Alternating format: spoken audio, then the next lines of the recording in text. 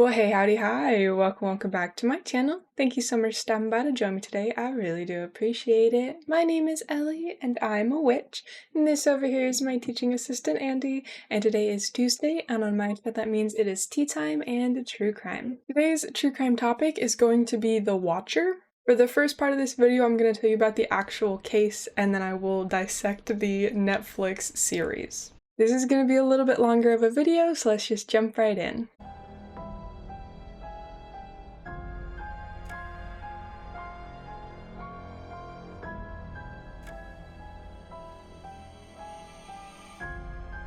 So I just recently rewatched the Netflix show The Watcher, which is based on the real life case that I'm going to tell you guys, and I figured it was probably a good enough time to talk about the case and a little bit about the show. Derek and Marie Broaddus bought their dream home on June 2nd of 2014 in Westfield, New Jersey. The house was in an affluent neighborhood, and Westfield was, at the time, ranked the 99th safest city. 657 Boulevard itself was almost 110 years old and an icon in the neighborhood. The couple had 3 children, aged 5, 8, and 10, and all of them were super excited to move into the new house. The house itself was being sold by John and Andrea Woods. The asking price was $1.3 million, but the Broadduses bought the house over asking, which was strange in and of itself. The Woods were a bit peculiar in that they refused a for sale sign in their yard, no reason given. Anyways, the Broadduses were quick to hire contractors, and I mean the literal day after closing.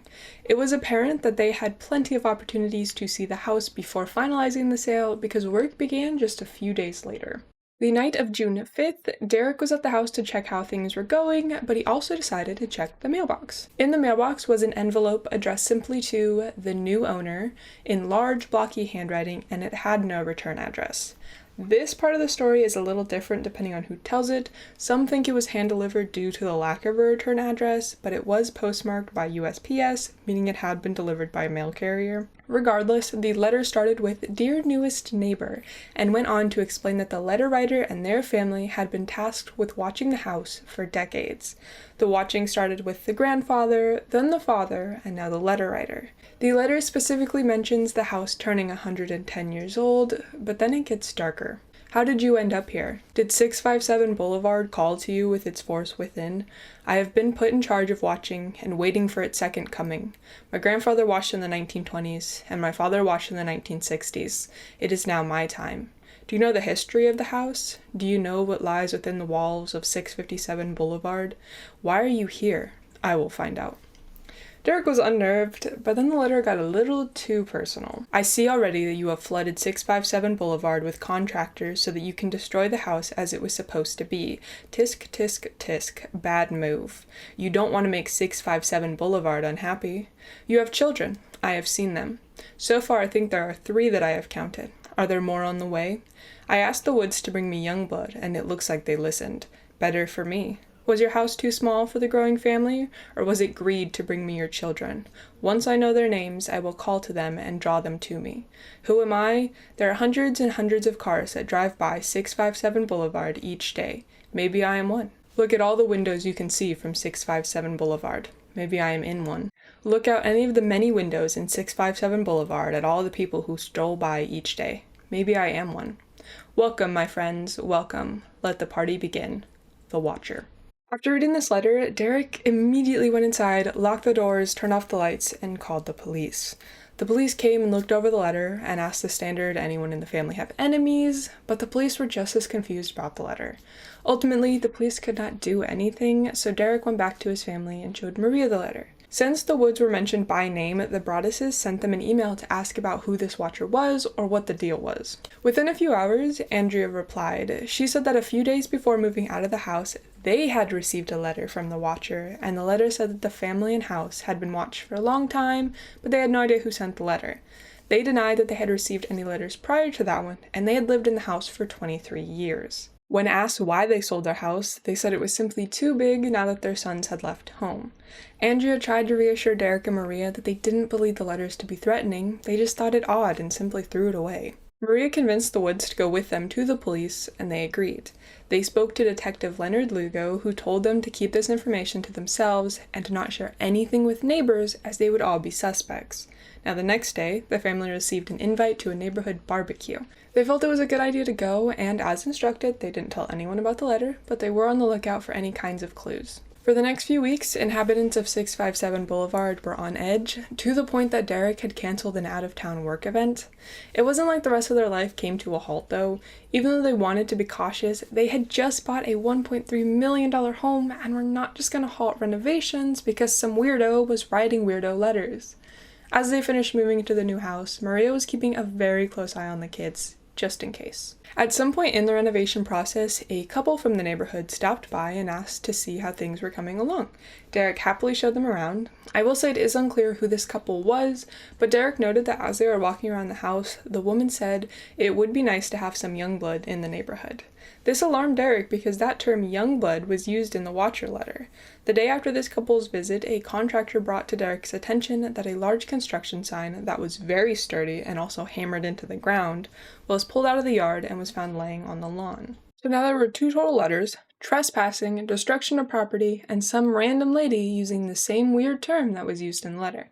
Needless to say, the Broaddus family was more than a little concerned. 2 weeks go by and another letter arrives. Same handwriting on the front, no return address, postmarked USPS. Maria was the one who checked the mail that time, and instead of opening the letter, she took it straight to the police. The second letter was dated June 18th, 2014, and said, "Welcome again to your new home at 657 Boulevard. The workers have been busy, and I have been watching you unload carfuls of your personal belongings. The dumpster is a nice touch. Have they found what's in the walls yet? In time they will. I am pleased to know your names now and the name of the young blood you have brought to me. You certainly say their names often. 657 Boulevard is anxious for you to move in. It's been years and years since the young blood ruled the hallways of the house. Have you found all the secrets it holds yet? Will the young blood play in the basement, or are they too afraid to go down there alone? I would be very afraid if I were them. It is far away from the rest of the house. If you were upstairs, you would never hear them scream. Will they sleep in the attic, or will you all sleep on the second floor? Who has the bedrooms facing the street? I'll know as soon as you move in. It will help me to know who is in which bedroom. Then I can plan better. All of the windows and doors in 657 Boulevard allow me to watch you and track you as you move through the house. Who am I? I am the Watcher and have been in control of 657 Boulevard for the better part of 2 decades now. The Woods family turned it over to you. It was their time to move on and kindly sold it when I asked them to. I pass by many times a day. 657 Boulevard is my job, my life, my obsession. And now you are too, Broaddus family. Welcome to the product of your greed. Greed is what brought the past 3 families to 657 Boulevard, and now it has brought you to me. Have a happy moving in day. You know I'll be watching." The situation was already scary, but this creep knew their kids' names. In the letter, they used the kids' nicknames, know their birth orders, and he bragged that he knew the family's hobbies, specifically saying that their daughter liked to paint on the porch, asking if she was the artist in the family. This spurred Derek and Maria to never bring their kids to the house again. This was an escalation, and the kids being targeted was especially alarming, but that was then coupled with the knowledge of the interior of the home, and that made the letters feel threatening. Some things to note about the letter: the Broaddus' last name was misspelt, so it was theorized that the writer had only heard their name. They also confirmed that only a few neighbors could see their porch where their daughter painted. It's also worth noting that this is not the full letter. It has been redacted to protect the kids' names, nicknames, and birth order. The family put the house on the market after just 6 months of ownership. They were unable to sell the house though, so decided instead to rent it out. They were able to eventually get renters, and the lease had a clause that said that if they received any Watcher letters, they were free to leave, no consequences for not finishing the lease. It was while it was being rented that another letter arrived, this one addressed to the Broadduses, not the renters. This letter came after the family was trying to get the lot split so that 2 homes could be built, since that would make more financial sense. This letter read, "Violent winds and bitter cold to the vile and spiteful Derek and his wench of a wife Maria. Maybe a car accident, maybe a fire, maybe something as simple as a mild illness that never seems to go away, but makes you feel sick day after day after day after day after day. Maybe the mysterious death of a pet. Loved one suddenly dies, planes and cars and bicycles crash, bones break, you are despised by the house, and the Watcher won." The letter was certainly threatening, but the tenants chose to continue renting, but they did request security cameras to be installed. In 2019, though, the rent was no longer enough to cover the mortgage, so the family was forced to sell. They listed a house for just under $1 million, but the offer they accepted was only $800,000. Now, the last letter was dated February 13th, which happens to be the same day the Broadduses gave a deposition in a legal complaint they filed against the Woods.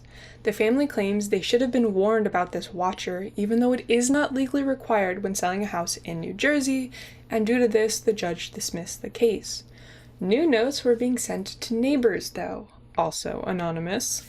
These letters were signed Friends of the Broaddus family. They were sent specifically to people who openly criticized the family, some accusing them of creating a hoax. Derek eventually owned up to sending these letters. So that is the real story. The watcher has never been caught, and there haven't really been any suspects in the case according to police. I will say that there have been theories and accusations. One of those accusations was towards Robert Kaplow, who was an English teacher who had actually grown up in the same neighborhood as 657 Boulevard, and he had a class project to write letters to old houses that his students admired. He denied any involvement and said that all of his letters were more akin to a love letter. Ironically, though, his brother, lawyer Richard Kaplow, is the one who represented the Woods when they were sued. A lot of people believe that it was the family themselves who sent the letters. Maybe they got in over their heads and changed their minds, which would explain why the Woods only got one letter and it was so close to the sale.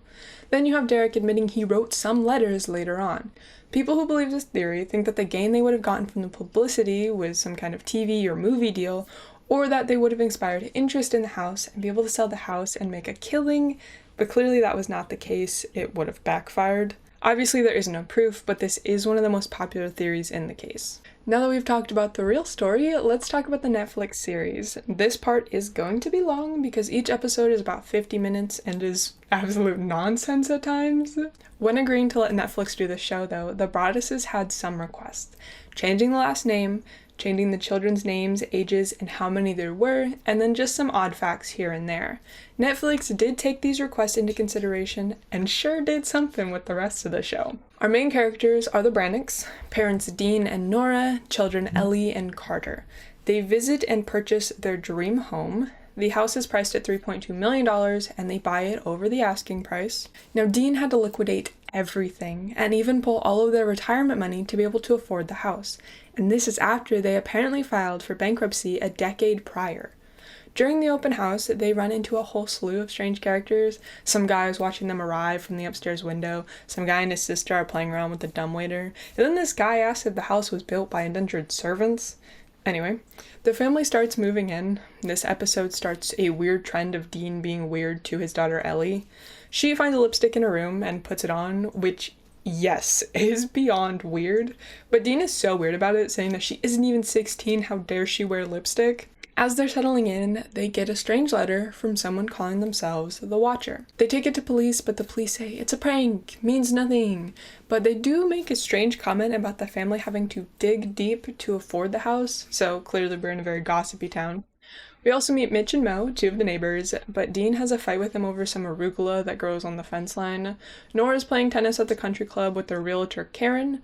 Nora actually uses that time to ask Karen to find out who else had put a bid on the house, because maybe they would have sent the letter.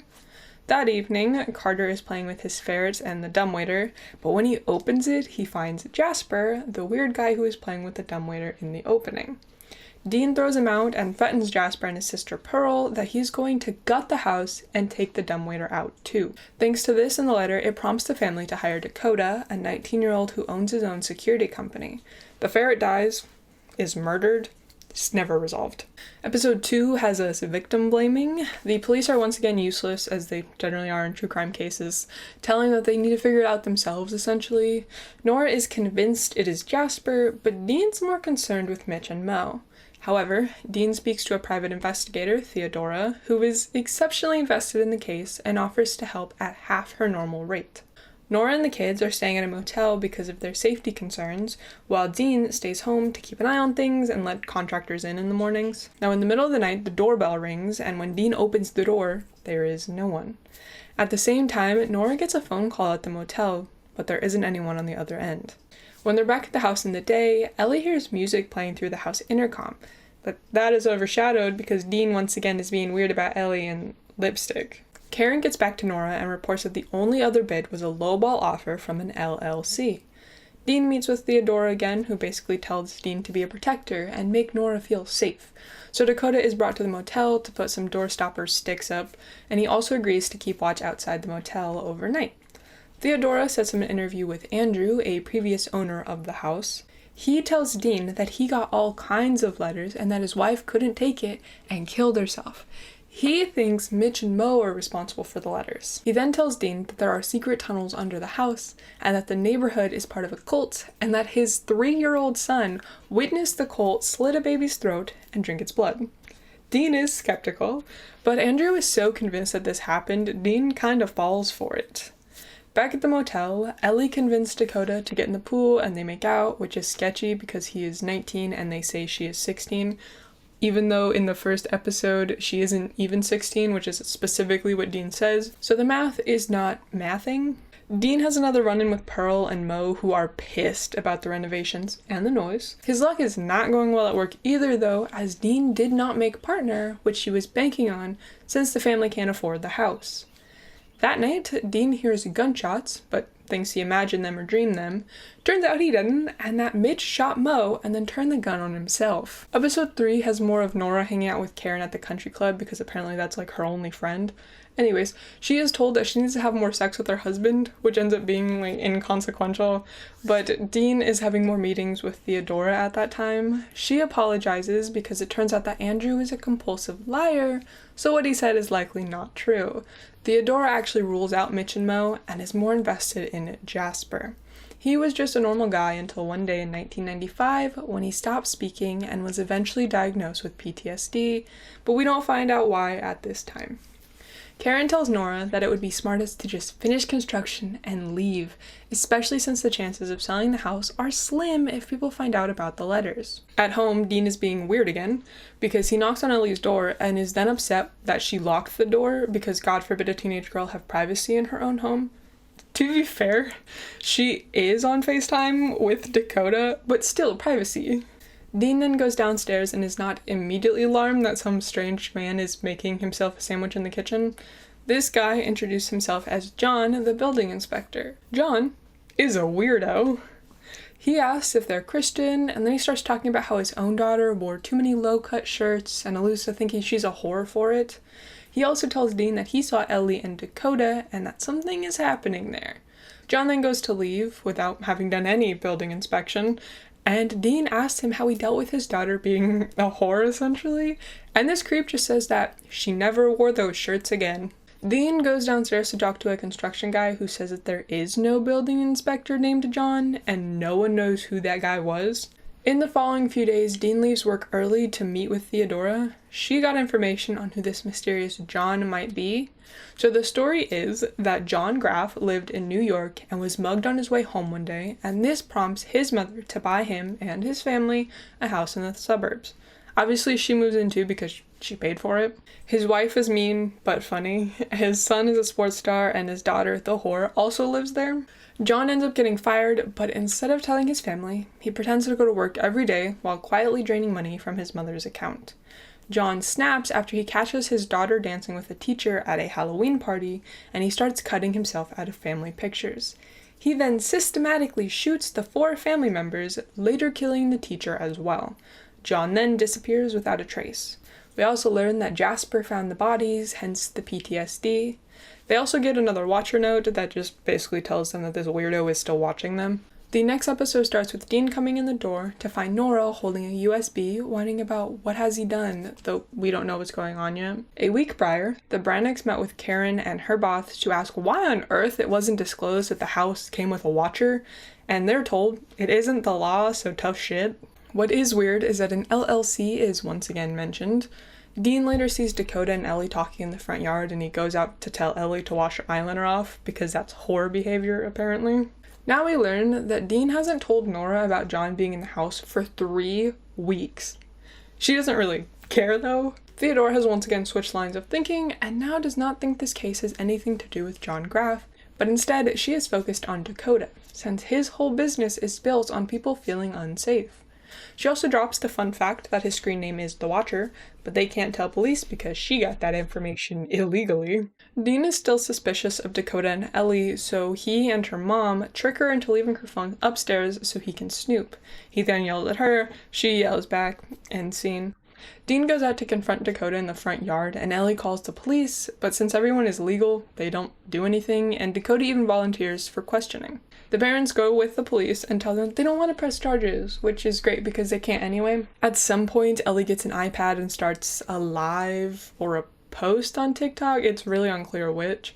Basically, she's calling her parents racist because they don't want their 16-year-old to date a 19-year-old guy, but she omits that part and just mentions that he's African American. Somehow this post live instantly goes viral, and Dean's assistant is watching it and shows him. Dean is called into his boss's office for surprisingly an unrelated issue, and is shown security camera footage of him in bed. Dakota put a camera in his bedroom, which is weird, but a young girl in pigtails and a cherry nightgown walks in the room and climbs in bed next to a passed out Dean. He quickly returns home and smashes Ellie's iPhone because that fixes anything.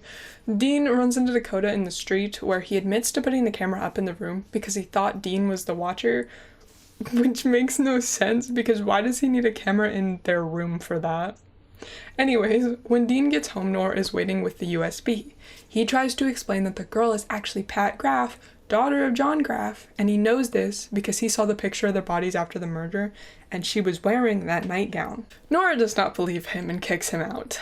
Dean goes to a motel but comes back to watch the house after he sees a commercial with Andrew in it. He sees a cab pull up at Mitch and Moe's, and you will not believe it, but they're actually who gets out, alive and well. Next episode, we see Nora combing through phone records trying to prove or disprove Dean's cheating. But she finds that the landline called the motel same night, at the same time she got that weird call that they thought was from the Watcher. Nora then calls Theodora and they meet to discuss Dean. Theodora is very specific, calling the girl in the video 17 years old, but you literally cannot tell from the footage.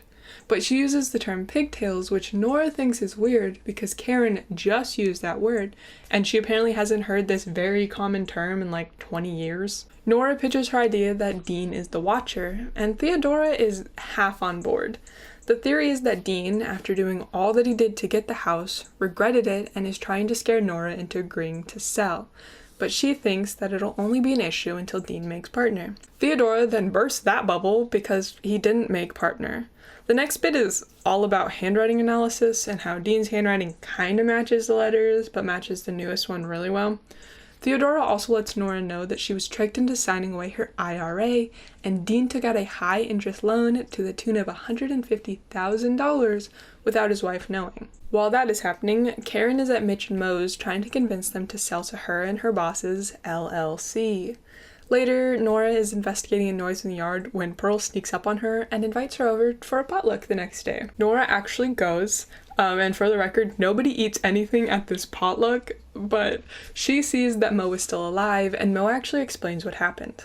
Apparently, their kid was so distraught that his mom has cancer that when Mitch and Mo left the house, he brought two homeless people over who kind of look like his parents and shot him. Mo apologizes and said that she thinks her son is the one who was writing the letters, and Pearl jumps in and said that she thought Jasper was writing the letters. Pearl also reveals that she got a strange letter titled Ode to a House years ago, but it was more of a love letter to the house. In the city, Dakota runs into Dean on purpose because he combed through the footage, and it turns out that this young girl never entered or exited the house, so no idea how she got in. Dean later talks to Nora, who asked him if he wrote the letters, and he admits that he only wrote the last one. The couple then goes to the police to see if any DNA results are in. Turns out they are in, but there's no matches. But the Watcher's DNA indicates that it's a she. So Nora finally comes to Karen being a suspect. Speaking of Karen, she calls the next day and gives the good news that an LLC is willing to buy the house at $1.9 million. Ellie, in her spare time, has found out info on the Ode to a House letter. It was a project by teacher Roger Kaplan where his students would write a love letter to a house, drop it anonymously in the mailbox. So this is another new suspect. The next episode begins with John Graff coming up from a secret tunnel into Pearl's house and announcing that they're on to them. When the couple goes to police, they are told that all these false police reports are a felony, since we know Dean wrote the last letter and it feels kind of hoaxy. We also get Roger's whole life story, which is just irrelevant pretty much, but he is a suspect, so Nora and Dean stalk him and his wife to a grocery store where they accuse him in the middle of an aisle, but he admits to nothing, of course. As retaliation though, Roger is planted outside the house the next day and tells them that if they think he's the watcher, he's gonna watch. At Pearl's house, there is a meeting with her, Jasper, and John Graff. But Dean shows up to try to talk to Jasper. John is of course hiding, but he sneezes, which makes Dean suspicious, but Pearl reads him for filth, and he is forced to leave. The couple finally agree to sell the house, and the kids are unhappy for some reason, but it turns out they can't sell because someone wrote a blog post that the house is satanic. The episode ends with the family moving back to New York to the literal same house that they apparently sold and left. We are finally at the last episode though, so buckle up. Dean and Nora put off the investigation a little and go and visit Theodora, who is now in hospice. I didn't mention she has cancer, did I? Anyway, Nora tells Theodora that Dean is too obsessed with the Watcher, so Theodora crafts this elaborate story about how she is the Watcher to soothe Dean. Nora in the newspaper spots an article about how former Watcher suspects have received their own Watcher letters, and these letters were postmarked Manhattan, so Dean obviously sent them. Dean then goes to Theodora before she dies, and she tells him this story. She apparently sold him the house. It was her dream home, but after she got sick with cancer, the only doctor who could help was so expensive she had to sell the house. But after the sale, she learned her ex-husband had squirreled away $1.4 million, so she hadn't needed to sell the house, but it was too late. So she thought of this plan to scare the Brannocks into selling by sending these creepy letters. Dean just accepts this story and doesn't do any research. What he does do is show up at Mitch and Mo's house with flowers. Mitch has passed away, so it's just Mo, and she accepts his apology. He says he knows it wasn't them because Theodora confessed. But Mo sets him straight by telling him that the Forrests are the one who sold them the home. The Brannocks then go to the funeral to talk to the daughter, who is apparently totally fine with this. She explains that this was her mother's last case, and she wanted to solve just one more case and help the Brannocks find peace, but it was all a lie. For some reason, Dean is somehow okay with that and just accepts the story and starts moving on. The family is still selling the house, and they get an offer from an LLC. At Pearl's house, Roger has joined the meeting group, and John introduces himself as William Webster. So was he actually John Graff? Anyway, they were meeting to discuss the new neighbor, who is Karen. That first night in the house, though, there's a pipe leak or burst, and the dog is acting weird as hell, and she ends up calling police, who do nothing. For his part, Dean is in therapy, but he admits that he is still obsessed with the house, which Karen sold in 2 days for $2.6 million. Dean goes and introduces himself to the new owners, but he says his name is John. Nora calls him during this time, and he lies about where he is, but we see that Nora is apparently also there in a different car, also watching the house. And we see Dean leave a letter in the mailbox, and that is the end. There were so many changes from the case to the show that the show is just something all on its own, and I think it's, if you like the case, maybe watch the show, but it's its own standalone thing, essentially. You don't have to watch it under the idea that it is the Watcher case. But yeah, that is all that I have for you today. This one was really different. Personally, I'm gonna say that I believe it is the the Broadduses who actually did the whole letters thing, because it would make sense. Not obviously they lost money and they had to hang on to that house that they did not live in for 5 years. And so that's a shame, and that's lost money there. But I think it would make sense if they were maybe trying to create a hoax, or Winchester House, all this crazy lore, because then it might sell for more, or they might get a TV or a movie deal. Which I mean they did, because there's also a Watcher movie that's based on their story. Although I guess that they sued Lifetime, I think, because of that story. I'm not sure what the whole issue there was, but I know that they sued the creators, and I'm pretty sure the movie's still out there, so I'm assuming they lost. Also really interesting that they sued the Woodses and lost, but also I hate that there is any state where it's not against the law to not disclose stuff like that, because obviously I'm not Christian, Catholic, whatever mainstream, if you want to call it that, religious. But like, I would want to know if somebody was murdered in my house or if it came with like a creepy stalker. Like, I feel like that's something like, oh, well, the legality, and tell somebody. But also at the same time, like, I get it, because then like people don't want to buy the house that people were murdered in. Like, I get it, but also I get it. Yeah, you guys will have to tell me what you think, or if I missed anything from the case, not the show. I was very thorough in the show. Full spoilers. Sorry, that's a little late, but full spoilers. So for so I've been so bad about like telling you guys like what's coming up and stuff like that. I did tell you guys Sunday and Monday what's coming up next week. I did also though post a short. I'm sorry, I'm laughing at myself because it's really embarrassing to say the least. But I posted a short because I have the memory of a squirrel and I could not for the life of me remember what I was talking about. And so if you want to see me lose my mind, like 2 videos in a row, you can check out that short. But next week I will be skipping my Legends and Lore episode, and on Monday I'll be talking about El Dorado, and on Tuesday I'll be talking about Abraham Lincoln. I remember this time.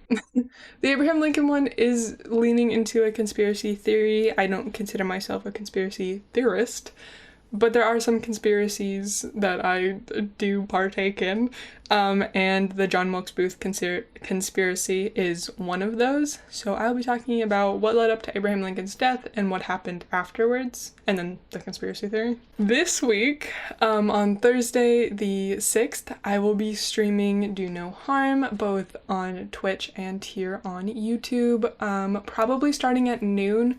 But that is release day for the game, so it will depend on when I can purchase that game and get it installed and everything. And then on Saturday the 8th, I will be streaming. I think I've decided doing demos only that day, because I know there's like a whole bunch of demos that just came out. So I have a ton of those, and so I would just do a demo only stream starting at 2 p.m. and then probably take a short break for dinner and then jump back on afterwards if I feel like it. But yeah, I know this is a longer video, so I don't want to take up too much of your time, but I hope you guys have a great rest of your day, and I will see you next time. Bye!